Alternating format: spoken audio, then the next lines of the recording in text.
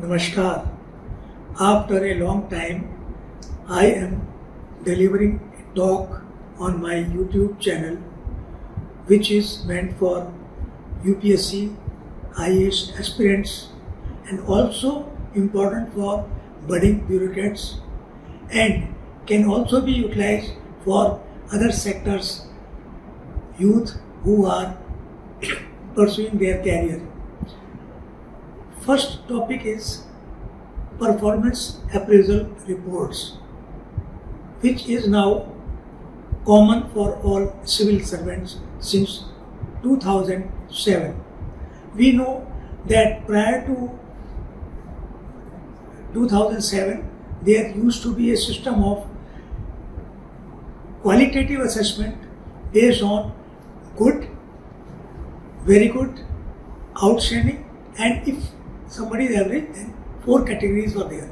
These were called annual confidential reports, means these were kept confidential as far as the officer is concerned. From 2007, system was changed from qualitative to quantitative, means on the scale of 10, 1, 2, 3, 0, 4 or 5 marks out of 10 means good, then 6 and 7 very good, and 8, 9, 10 comes in the category of outstanding. These performance appraisal reports require some attributes, qualities which should be possessed by a civil servant. Prior to 2012, these were again kept confidential, but in 2012, Government of India, Department of Personnel considered that retired civil servants may require these performance appraisal reports for their advanced career, after retirement career, etc. So, government decided that these copies of PAR may be made available to retired government servants. However, after 2018, some changes were made in IAS rules, and these are applicable for other civil services also, as they incorporated similar types of performance appraisal reports in their own system of assessing a civil servant. So, I received my performance appraisal reports from 2007 onwards, that is the year when it was introduced, and I am presenting 2 specimen copies of my own reports on these qualities from one is 2008 and 9 when I was Secretary Tourism and other charges in Andaman Nicobar, and another one 2011-12 when I was Managing Director and CEO of Delhi Tourism. Now I would emphasize as to why I am talking about performance appraisal report and its contents. See, in every sector we require aptitude of a youth who is seeking a career. If he is research oriented, then he may go for higher studies and do research. If he is skill oriented, interested in finding out as to how this computer can function, how this machine can work, he is bent upon the engineering skills. But for civil servant, we require a person who should or ought to possess the qualities which are fit for serving the system, armed public. So, how I arrived on these qualities, I work on reverse pyramid, that how a civil servant is assessed by his immediate boss, that is reporting authority, then by reviewing authority, who is reporting authority of the civil servant, and then last accepting authority. So 3 grades are there. Now, I have worked that whatever qualities are required on the basis of which a civil servant is assessed should be possessed by a civil servant, a budding bureaucrat, and also these qualities should also be studied and grasped by UPSC IAS aspirants.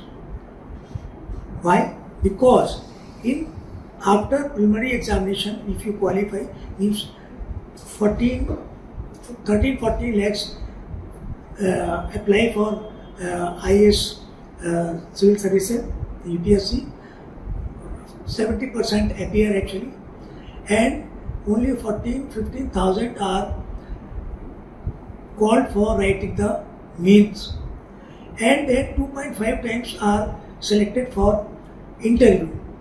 So these qualities which I am going to discuss are useful for GS studies paper number 4, which contains the topics like ethics, integrity and aptitude.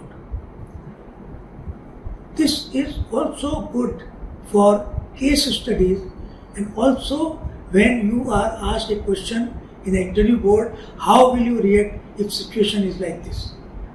It means if you are aware of these qualities which a civil servant should possess, you will be able to promptly respond to the interview question or GS 4 question.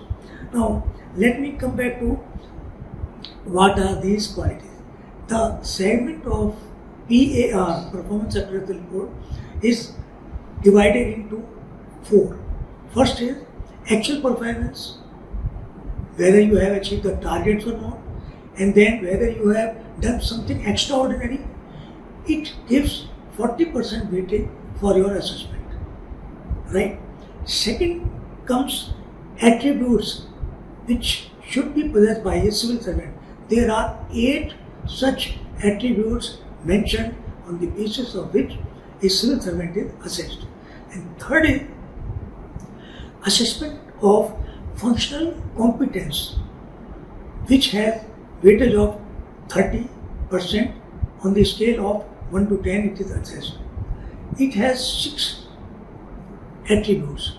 And fourth segment is pen picture driven by reporting authority of the civil servant and also by the reviewing authority of the civil servant, on the basis of which his overall assessment on the scale of 1 to 10 is counted. In my case, because I am aware of my earlier CRs also, so I got outstanding for last 15 years of my career, but during 2008 and 9 and 2011-12, I am giving this specimen in my chart, which may be seen how I got these marks by my reporting authority when I was Secretary Andaman Nicobar 2008 and 9, and then 2011-10 when I was MD Delhi Tourism. Now these are the qualities mentioned here. Assessment of personal attributes, 30% weightage.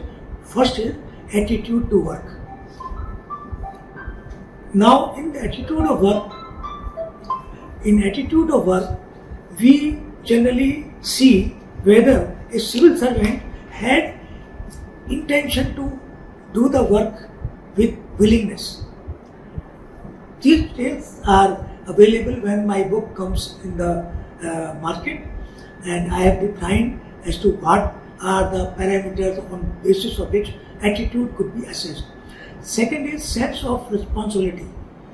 You can start a work, for example, you may start issuing ration cards to the poor persons below poverty line. Then you say, okay, now I have other priorities, so let inspector should do. No, sense of responsibility. Once you start a work, you should ensure that it is properly monitored and feedback is taken. Then third is overall personality.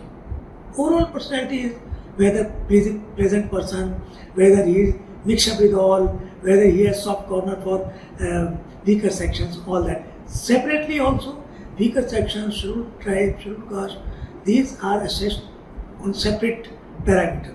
But overall personality shows whether you are accessible to have-nots or not. Then emotional stability. It is also very important quality or an attribute. When you are taking a decision and your political boss says no, you change your decision, so you get shaped up. You are not able to come to the terms. Can you be stable mentally during such adverse decisions? Then fifth comes communication skills. Unfortunately, I got 7 or 8 marks out of 10 in this. Maybe my bosses, they required some more communication skills, because during meeting I used to get angry with those who did not agree with my justifiable arguments. Anyway, you may see that these markings made a lot of characteristic in a person. Another comes moral courage and professional stand. Here it is very important quality in which once you start investigating a case and then you almost catch hold of the prey who you had been searching for, accused or something, and then you get a pressure from your bosses, from public, that please leave him, don't take action. No, you have to show moral courage to own and also to professional stand that whatever stand you have taken initially, you will stick to it. You will not budge an inch from that. Another thing, leadership qualities. Leadership quality is very simple. You have to demonstrate yourself before your own employees, before public, in the interest of whom you are taking some action. Then eighth and last point of personal attributes is capacity to work within time limits. For private sector people it is okay, but it is difficult to achieve target within time limits, because in government service you are not the only person who is responsible for the outcome of this. There may be finance department, there may be some other. For example, if you are doing encroachment removal work, which I was doing in APMC, whether you could coordinate with police, whether you could coordinate with the media or other stakeholders, that is very important. So time limit may not be in your hand, but try your best. This is 30% weightage. Now I come to the third segment, which is assessment of functional competence on the scale of 1 to 10, which have weightage of again 30%. So 40% general work done by you, 30% your general attributes, and now 30% on your functional competency, which may also include the initiative, which I already discussed in personal attitudes. Now, first is knowledge of law. I scored, you may see from my 2008 and 9 and 11 and 12, I scored very high on this because of some reasons. I was Master of Technology degree I had, I did law, I was having thorough knowledge of legal system and all that. So every department I scored very good marks on this, that thorough knowledge of law. Saxena has got very vast view of this thing. He has good background of reasoning in his notes and all that. Then strategic planning ability. This comes when you are already in service. UPSC aspirants may seek this quality as to how they are preparing for their IAS preparation. Maybe strategic planning, that you are working on time, you are working giving more weightage to your important studies, reading newspaper, and when your mind is not that much volatile. And next comes initiative And then comes coordination ability again. Are you able to coordinate with other departments or not? And last, sixth point is motivation to subordinate team. Again, this is leadership quality. If you are a good leader, you will lead from the front and you can motivate your subordinates. I also found a way in this particular quality by imparting training to my subordinates. For example, I was expert in public-private partnership.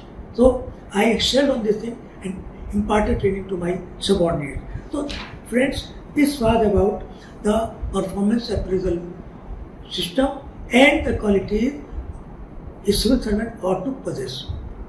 I am coming to the second topic of my discussion, which means it is mainly for budding bureaucrats, but armed public may also utilize these tips for their own career, for their own general life, day-to-day life matters.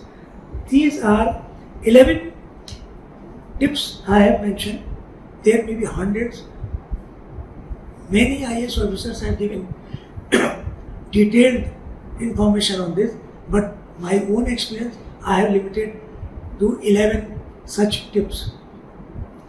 The first is deserving and useful personnel. Whenever you are in a service, you may have your subordinates who may be useful, who may be deserving also. Useful man is just like Man Friday, Robinson Crusoe's that novel. He can do anything for you, whatever you want. But useful may do all work, but whenever you are asking for some irregular thing, out of the way thing, he may advise you. He may carry out your orders, but he will advise you, sir, please don't go ahead for this thing. It may have repercussions in public for your own career. So, he will caution you. You may get angry that Man Friday, my useful person is good, deserving person puts a spanner in my thinking. But friends, when you are going to reward a person, for example, if there is only one post for a higher position, whom you will consider useful, generally people try to give weightage to useful person because he is Man Friday. But my advice will be, never forget the deserving person, a few good men. You should give due weightage to a deserving person. My second tip is related to you should be articulate and politically astute person. This quality was found in one of my chief secretaries who found me politically astute. I was secretary to a minister in BJP government long back, when I was not IAS at that time. So we worked very hard. Every MLA was in Delhi was satisfied with us. They thought his secretary, not only me, other secretaries in the first National Capital Territory of Delhi Assembly, they were doing good work. When there was a change in 1998, and Congress government came, to our surprise, every Congress minister, particularly my own minister, Mr. Parvez Hashmi, said, no, you are not going. You are working for me. People were, their own Congress MLAs were saying, hey, you are retaining the same person who was secretary to BJP minister. They said, no, the man is very competent, loyal to the system, not to the individual. These are the qualities. And articulate means you should know how to proceed for a particular cause. You should also know how far you should proceed. But sometimes there is a reason that you should not proceed further. At that time, my old friend used to tell me in my initial days of career, is Saxena. You should also know how to retreat when circumstances so warrant. Right. Third tip is to have moral and professional courage. This is also very rare in bureaucracy. We generally get afraid of our bosses. He will spoil our career. Our political bosses, that something is going to happen. I'll be transferred to far away areas and all that. Don't worry. See, I had courage to say no to very competent Chief Minister of Delhi, Congress Chief Minister. So she said that this project may be given to a particular outstanding personality. I said, Madam, no. Let us go for nomination. Let the best person get it through the RFP or tenders. And it happened. She trusted me, and then it went to the same person because that person was outstanding. But you should have moral courage and professionalism in speaking out your own mind that irregularity should be avoided. Next tip is generally people, civil servants say, show me the man. It is generally said that bureaucrats, they generally take, show me the man, I will show you the rule. No. Jokingly this is okay, but it should not be a way of working as a civil servant. You should stick to the rules and should not change the balance in favor of undeserving persons just because he is favorite of your boss or your political boss. Then presence of mind is very, very important in civil service because there are some occasions when you have to take a decision on the spot. In my book, I have given many instances when I had to take a decision, and my decision, though surprised all, was found okay, and Chief Election Commissioner like Mr. T. N. Session okayed, yes, this is very good order. I refused to recount the ballot papers at particular stage, and I gave the reasons. So, because I applied some trick, intuition, I give you an example. Recently you might have heard that Russian oil was not to be procured by any countries as advised by European Union and USA. But Mr. S. Shankar, our foreign minister, gave a very tacit reply to the critics. Why you are purchasing oil from Russia when we don't want it should be encouraged? He said that India is only procuring it, which is almost a breakfast type capacity of oil for European Union. So you people are also so this is a question of presence of mind that you reflect your own ideas and convince others. There are many examples I have given in my book. Self-belief. I have given some example that if you are aware of the background, if you are having confidence, then have self-belief. It may encourage, it may motivate, inspire your subordinates, public for whom you are working. Sometimes you take a decision which you know that public may not like it. For example, encroachment removal drive or issuing sales tax forms to the dealers. If you take a stand and firm on it, then you can convince the public. But you should have self-belief. You should be convinced that you are taking a right decision. Seventh point is, when in trouble, you remember your mentors. Mentoring is generally considered good in a private sector, but I am a firm view that every civil servant should make a reputed personality, a known personality as a mentor. In my life, I have discussed mentoring. I had 4 or 5 mentors. I have discussed about them as to why I am following their advice and all that. But whenever I was in trouble, of course, in my career, I had trouble 5-6 times, and whenever I remembered my mentor, what he would have done under these circumstances, friend, I got the perfect reply. I applied this and won the day.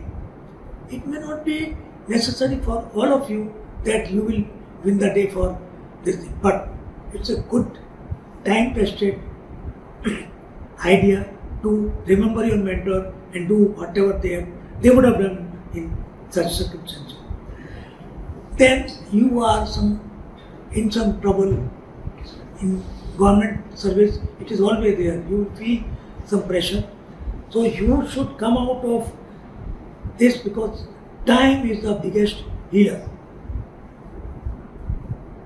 कहते हैं ना कि वो सुबह कभी तो आएगी, तो wait for your good time. I had faced such circumstances, but I stick to my principles.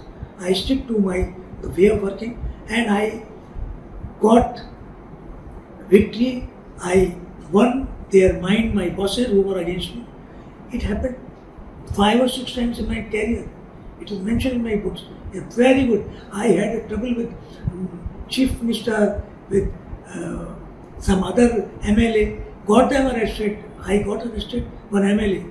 But I did not spoil a relationship with him, because I know that he will be convinced as I did the right thing for directing the police to arrest him. So you should have reasons, and time will tell you that you are right or wrong. The last 2 points are theory of indispensable persons. Very interesting. One of the mentors used to tell me the story, and he will say that on recommendation of some particular person, that this man is indispensable, let us make CEO of this company or this autonomous body so and so person. Remember, he told me, Saxena, you always remember, the graveyards of earth are full of indispensable persons. Once you follow this dictate or advice, you will find that nobody is indispensable. Of course, one may be very, very useful, outstanding, go-getter, but may not be necessarily indispensable.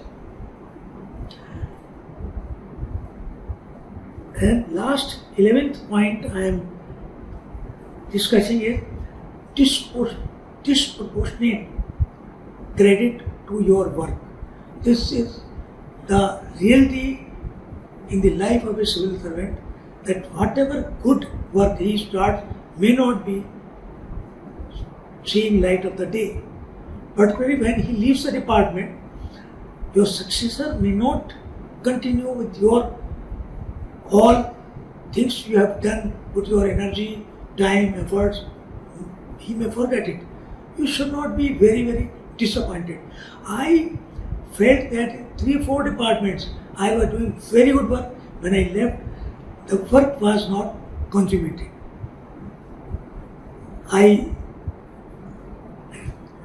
even curse myself on some occasions, which I have mentioned in the book, that I would have stayed for longer time to complete that project. I could not do because of certain reasons, sometimes my family problems and all that. But this is the fact of life, that a civil servant may not expect every project which he left 70% complete or thing may be completed. Like in cricket, it is generally said that if you have to chase a target of another 50 runs, if the batting person, one of them gets out, whole team may vanish, may not achieve the target. So you have to reconcile with this fact that your projects, either you complete it, if not completed, then leave it to the government, let other successor complete it. So friends, thank you very much for listening and watching this video or audio, and this is one of my chapters of my memoirs. Thank you very much. Namaskar.